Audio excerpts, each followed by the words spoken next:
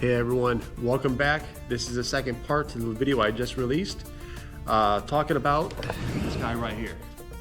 As you can see, I do have an Ethernet cord connected to it because I got my TP-Link set up.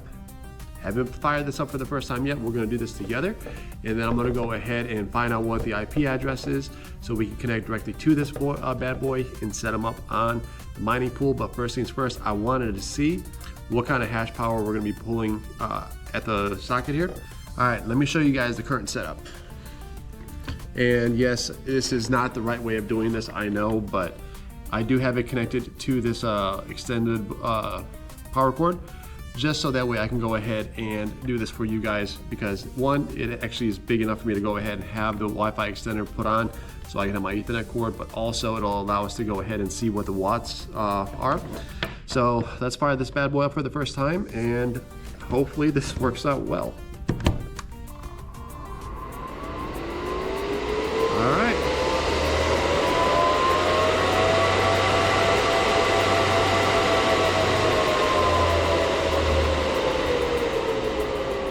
So that was our first fire up. Let's see what ends up happening. I haven't done anything in here as far as the mining pool or anything else like that. So we're gonna go ahead and see what she does. It sometimes takes a minute, but I just wanted to see what the watts are gonna ramp up to. Right now, we're looking at 78.8 watts. So it hasn't started mining yet. In theory, this bad boy should start mining to the pool that was in there prior, along with the wallet that was there prior. So if it doesn't ramp up here in a second, then I'm going to go ahead and we're going to log into it on my computer, and then we'll see what she looks like. But I'm excited. It's humming away. The fans are nice and quiet. I mean, heck, the power supply fan is actually louder than these fans are right now. And there we go. She's starting to mine. Power is starting to ramp up. We're at about 155 watts right now. So let's see what she ends up doing, right? So let's go ahead and cut back into the actual laptop itself so we can go ahead and see what we're looking at over there. Hey everyone, here we are inside of my laptop right now. I did have to go ahead and log into my IP scanner to be able to see what my IP was for this. But that's one of those things that you're just going to have to do and know how to do yourself. It's real simple. You just download the IP scanner and go from there. So this is what the dashboard looks like for that unit that's over there. As you can see, it is running on Luxor firmware, which is actually pretty cool, which is probably the reason why this thing is able to sit there and run so efficiently. Right now at the top up here, you can see that we are currently using 987 watts. We're looking at 1,000 watts, so we'll find out here in a minute once we actually head over there. Right down here, you can see that we're actually running at 42 terahash, and you can see the fans themselves are also running pretty decent rate of speed. I wanted to go ahead and let this actually fire up and run for a minute, so that way we can actually see what the watts are, as well as see how loud it is. And I can tell you from my desk where I am right now, I can hear it pretty well. I don't know if you guys will be able to hear it through the camera. But this right here is shooting up, so we are well over 1,000 watts. While we're still ramping up, I want to go ahead and come in here to see what we have. So here's our preset profiles. Looks like we do have the capability of overclocking this bad boy. Me personally, I'm probably not going to do it because I don't really understand any of this stuff when it comes to doing the overclocks. But as you can see, everything is currently in the green as far as all the chips and everything else like that. So we're good there. I do like this right here. We do have our temperature settings as well. So you can see everything that we have on the screen here. We set our target temps. There's also advanced thermal management and hot temperature buffer, so on and so forth. The next one that we're going to look at is going to be pools. And this is actually where we're going to go ahead and make our changes. So as you can see, this is the original pool that the other guy was mining to when he was setting this all up. So what I'm going to do is I'm going to come into my mining Dutch, and I'm going to go ahead and copy and paste this right here. And then we're going to go ahead and I guess I have to add new pool. So we're going to go ahead and click on that. No. My bad. I must have hit copy there. So copy that again, come in here, paste that, and then we're going to do Mystic Orb, which is my username. Mystic Orb dot, let's say S19 XP Pro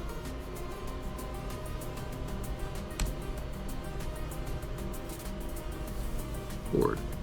Sounds good to me. And then I'll go ahead and I'll just set a typical password. I put a comma in there too. Wasn't supposed to be a comma. All right, there we go. So now we're going to go ahead and I'm going to delete this pool. Well, we'll leave that pool, I guess, but we're going to just move that one up, which is the Americas.mining Dutch. There's also, looks like, an option to go ahead and split the hash rate as well. So let's go ahead and jump back into the board, and it should be running. So you can see right there, it's just over 1,000 watts. We're looking at 48 terahash. It is a little loud, so what we're going to do right now is I'm going to go ahead and jump over to the watt, the watt meter, so I can go ahead and show you guys what it's actually pulling. So if you guys give me 1 second, we can see that we're running at right around 1,100 watts. So instantly I can tell you that this guy right here is actually more efficient than my FM01. So we're going to go ahead and find a nice place to put this. It's pumping out plenty of heat on the backside here. Like I said, this is actually probably the loudest part of it. I mean, I can sort of hear the fans a little bit, but that's definitely the loudest part of it. All right, so I'll catch you guys back inside the laptop here in a second. All right, guys. So as you guys were able to see, we are actually the watt meter and what the GUI are reading are actually pretty darn close. So that's actually pretty exciting. This guy right here is gonna be pretty cool. I'm super excited to have this thing. It is slightly higher than the actual what we saw in the picture in the other video. So what we're gonna do is I'm gonna go ahead and I'm gonna pause for a minute. I'll be right back once we've had this thing running for about an hour or so.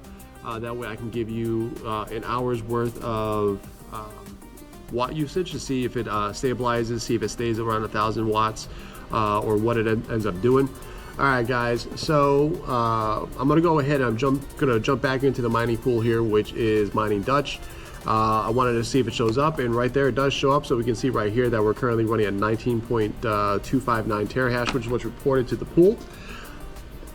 Just keep in mind, when it comes to any miners, it does usually take them a little while for them to actually populate on the pool with their full hash power.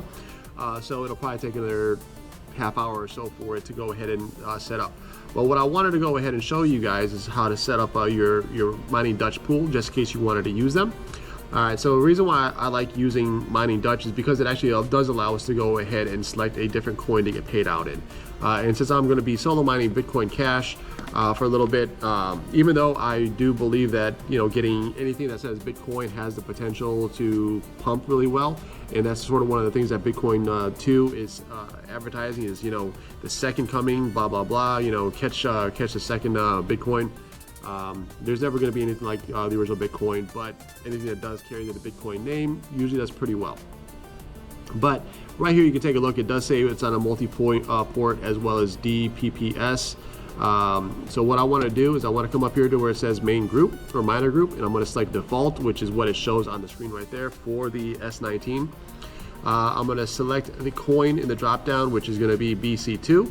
Also, I just found out the other day, I was going to do a video on this as well, but BC2, if you do the upgrade to your legacy wallet, which I actually have sitting on one of my units, it will allow you to mine Bitcoin Cash 2, which is what we just saw in here, which is BCH2, which is also pretty exciting. Maybe I'll switch over to that. Maybe we'll get a better opportunity of hitting a solo block on that.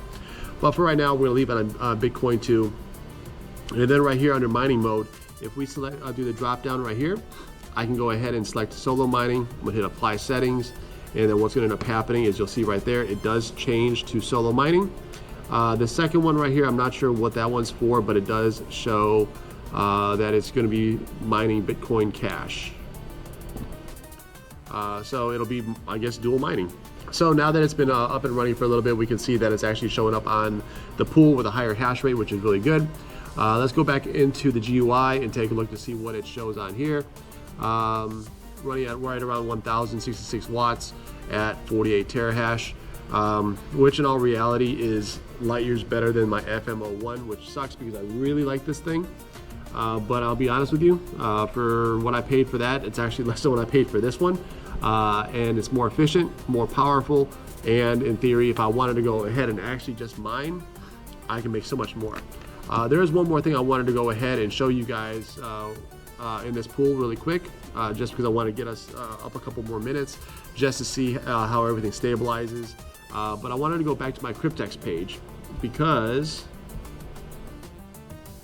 I wanted to see what we could potentially get if we were to mine on here with Bitcoin with that new miner at 50 terahash.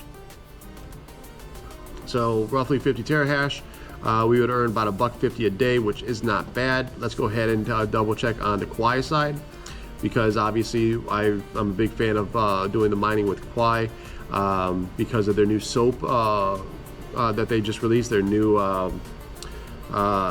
consensus algorithm, which allows for other miners to go ahead and jump on there. But here you can see it's going to give us $1.83 per day.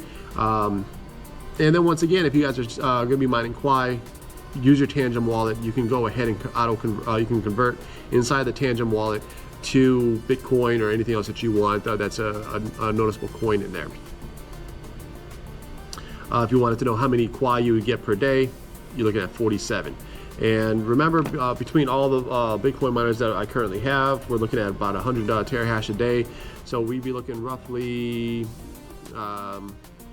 $3.67 a day, or $113 a month in USD. Otherwise, over almost 3,000 Kwai. So with that being said, I want to say thank you guys for joining me in today's video. Let's do one more quick check on here. 1,061 watts. I'm going to show end the video with us looking at the actual watt meter, because I want you guys to see what it looks like.